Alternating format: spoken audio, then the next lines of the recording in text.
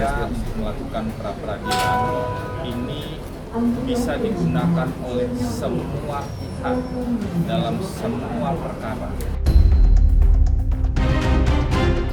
Saya mendapatkan informasi dari seorang dokter bahwa salah satu ciri orang keracunan, ya meninggal keracunan itu adalah keluarnya busa dari mulutnya.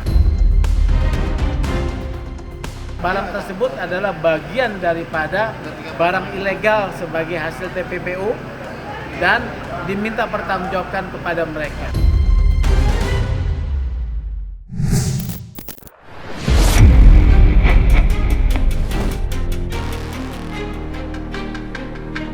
Mantan Jaksa Agung Muda Tindak Pidana Khusus atau Jampitsus, Febri Adriansyah, akhirnya resmi mengajukan gugatan pra-peradilan ke Pengadilan Negeri Jakarta Selatan. Hal itu disampaikan langsung kuasa hukum Febri, yakni Firman Wijaya dan Febri Diansyah di hadapan awak media.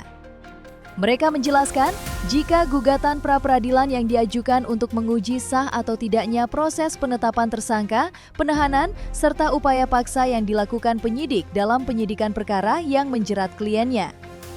Sebelumnya, santer dikabarkan jika Febri akan mendaftarkan 2 gugatan pra-peradilan secara terpisah yang akan diajukan ke pengadilan negeri. Pertama, berkaitan dengan penetapan status tersangka dan upaya penahanan yang dilakukan oleh Kejagung. Kedua, penggeledahan paksa yang dilakukan kepolisian, dalam hal ini Polda Metro Jaya.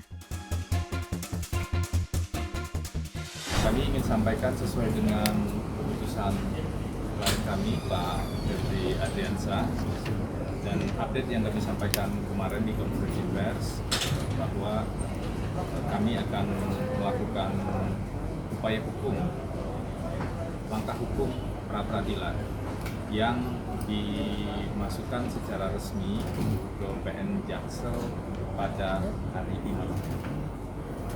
Perlu juga kami sampaikan bahwa pengajuan pra-peradilan ini adalah bagian dari upaya dan niat baik bersama untuk menguji proses penanganan perkara dari aspek hukum acara pidananya dan juga dari aspek administrasi dalam proses penyidikan. Kita bicara di sini masalah pra-peradilan. Yang kita uji di sini adalah formil acara, bukan materi. Jadi mohon maaf, jadi kalau ada pertanyaan menyangkut materi belum bisa kami jawab. Itu yang harus dipahami. Satu. Kedua, dalam materi ini adalah persoalan administrasi dan proses-proses dilakukannya upaya paksa. Nah, proses-proses upaya paksa ini yang kami ajukan keberatan-keberatannya. Di antaranya seperti tadi dia bilangin abang kita, masalah di proses penyidikan, adanya yang harus mengikuti ketentuan proses. Ya, kalau lebih konkretnya mungkin, apakah mungkin seorang penyidik yang memerintahkan langsung untuk membuat penetapan tersangka? Mungkin seperti itu. Nanti kita ujilah. Dalam gugatan pra-peradilan yang sudah resmi didaftarkannya, tim hukum Febri Adriansyah menemukan sedikitnya 9 dugaan pelanggaran hukum acara dalam perkara yang menjerat kliennya. Atas dasar itulah, Febri Adriansyah melalui tim hukumnya mantap mengajukan gugatan pra-peradilan, meski banyak kalangan menuding jika itu dilakukan hanya untuk menunda sidang perkara. Menanggapi tudingan tersebut, tim hukum Febri Adriansyah akhirnya buka suara dengan menepis keraguan publik. Upaya untuk melakukan pra-peradilan ini bisa digunakan oleh semua pihak dalam semua perkara. Jadi tidak ada isu kekhususan di sini, karena ini adalah upaya yang berlaku untuk semua perkara. Pra-peradilan bukan cara atau bukan langkah untuk menghindari proses hukum.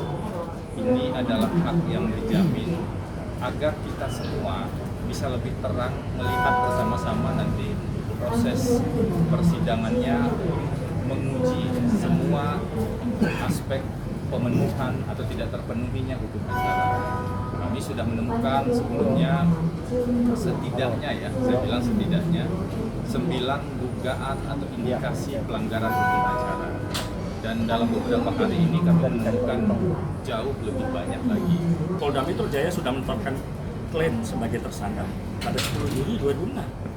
Tapi Kejaksaan Agung mengulanginya ya pada 24 Juli 2006 menyangkut dugaan peristiwa yang sama. Ini membuka peluang satu orang dituntut 2 kali. Kemudian proses tergesa-gesa dan penandatanganan oleh pejabat yang tidak berwenang. Ini bagian yang penting karena menurut kami dalam peraturan kejaksaan sendiri kewenangan itu bukan milik. Pasal 37 Perja per 002/2017 fungsi Jampitsus bersifat administratif ya dan kebijakan, perumusan kebijakan, koordinasi, pemantauan evaluasi dokter, tidak ada fungsi. Di sisi lain, Ketua Indonesia Police Watch Sugeng Teguh Santoso menghormati gugatan pra-peradilan yang diajukan Febri Adriansyah. Namun begitu, Sugeng mengingatkan agar Jaksa Agung independen terkait gugatan pra-peradilan yang diajukan Febri dan memastikan tidak ada agenda tersembunyi. Kekhawatiran itu, Ketua Indonesia Police Watch itu didasarkan pengaruh dan jabatan tinggi di lingkungan Jaksa Agung yang pernah diemban Febri sendiri. Berangkat dari kecemasan itu, Sugeng mengingat agar pimpinan kejaksaan tidak main mata dalam pra-peradilan yang diajukan Febri. Biarkan hakim bekerja dan memutuskan apakah perkara yang menjerat Febri layak untuk dilanjutkan persidangan atau sebaliknya batal demi hukum. Bahwa tersangka berhak untuk melakukan pembelaan diri termasuk menguji kinerja daripada penegak hukum dalam hal ini penyidik ya.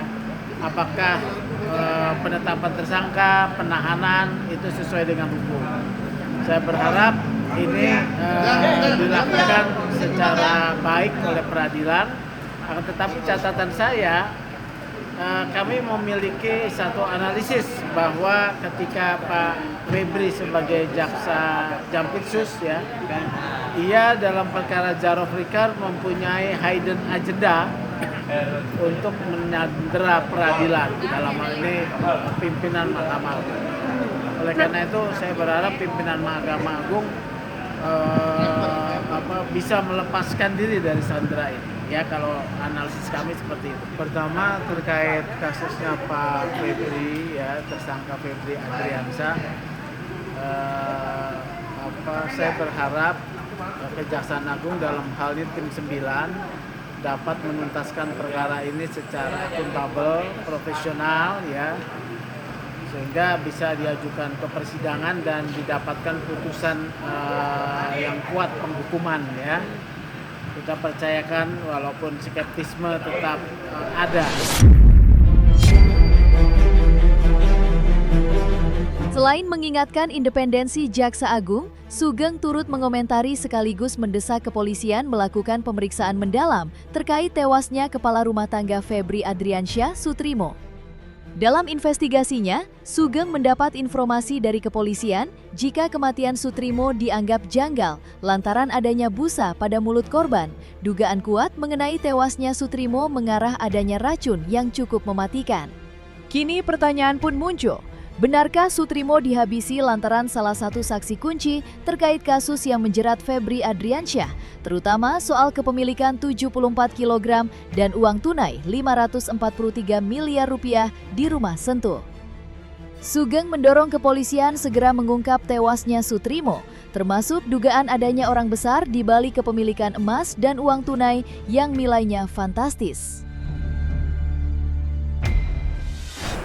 Soal adanya saudara Sutrimo ya, saya mendapatkan informasi dari seorang dokter bahwa salah satu ciri orang keracunan ya, meninggal keracunan itu adalah keluarnya busa dari mulutnya. Nah, ini satu indikasi keracunan ya. Nah, ketika Sutrimo datang ke Jakarta, kan tujuan dia itu untuk melakukan satu pekerjaan ya, bukan untuk mati bunuh diri. Nah, dugaan saya kuat di sini adalah ada intervensi dari pihak lain yang mengakibatkan Sutrimo mati, dan intervensi itu dugaannya adalah racun ya. Oleh karena itu harus didalami oleh polisi. Saya mendukung ada kelompok sipil yang mau melaporkan ini sebagai tindak pidana. supaya bisa dibongkar oleh kepolisian. Saya mengharapkan tim 9 membuka lebih luas proses penyidikan ini untuk meminta pertanggungjawaban pihak lain yang belum terjerat, termasuk orang yang dinilai orang yang memiliki kekuatan yang besar tersebut. Ditemukannya 74 kg dan uang tunai 543 miliar di kediamannya Febri Adriansyah memang terasa janggal. Bagaimana mungkin uang sebanyak itu disimpan di tempat khusus?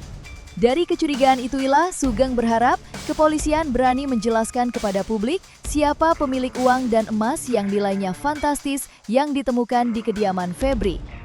Senada dengan tudingan Sugeng terkait kepemilikan emas yang ditimbun di rumah Febri, Irjen Pol Ricky Sitohang yang kini aktivis sebagai kuasa hukum menjelaskan jika alasan uang dan emas dengan nilai besar untuk membantu yayasan dan pesantren baginya tidak masuk akal dan patut untuk tidak dipercayai. Dari keresahan itulah Ricky Sitohang mendesak Kejaksaan Agung berani mengungkap siapa nama-nama yang diduga mempunyai irisan dalam kasus korupsi yang menyeret mantan Jampitsus, Febri Adriansyah.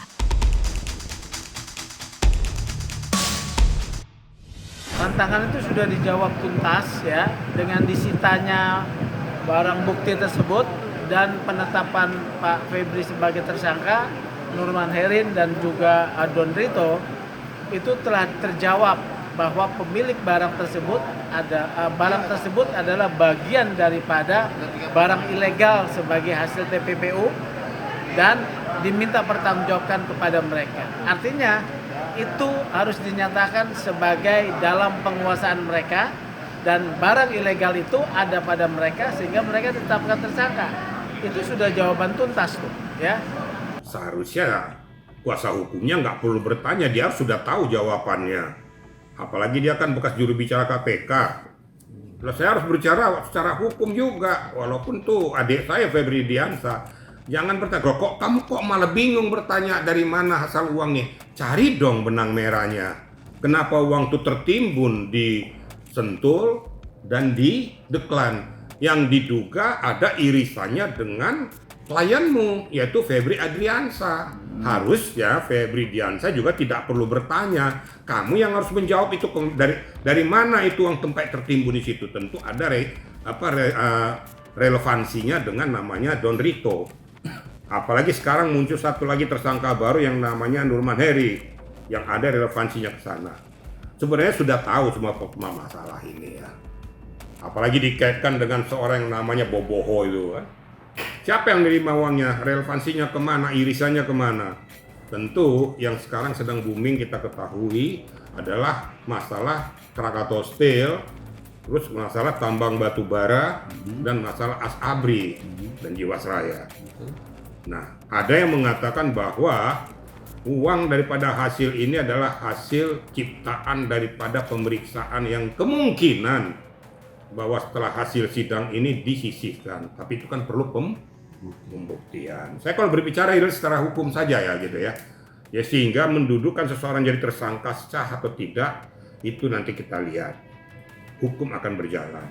Yang jelas pasti Adriansyah dengan Nurman Heri dengan Don Rito ada irisannya karena mereka juga satu kelompok bekas satu universitas juga. Begitu. Hanya perlu saya ingatkan kepada kuasa-kuasa hukum, khususnya kepada Don Rito, berkali-kali saya sudah sampaikan ya. Jangan menutup-nutupi suatu peristiwa bahwa itu uang Don Rito dengan jumlah yang sedemikian besar, dengan alasan bahwa itu akan dilakukan membangun pesantren dan yayasan. Apa masuk di akal nggak uang mati dibikin di situ? Nggak masuk di akal. Apakah masuk di akal bahwa ini akan disumbangkan kepada pondok pesantren dan yayasan? Jangan gara-garanya membuat amal untuk menutupi suatu peristiwa pidana. Kalau memang betul, itu yang saya katakan tadi, itu kan harus dibungakan di bank supaya jelas. Kemudian kalau uang sejumlah besar ini kan perlu diiris tuh. Seorang pengacara dia dari mana kau sampai dapat uang sebesar ini? Kasus-kasus apa saja yang sudah kau lakukan sehingga mendapatkan pundi-pundi sekian ratus miliar? Nah, saya berharap akan dilakukan untuk pembuktian terbalik hingga mengetahui titik asal daripada uang-uang tersebut.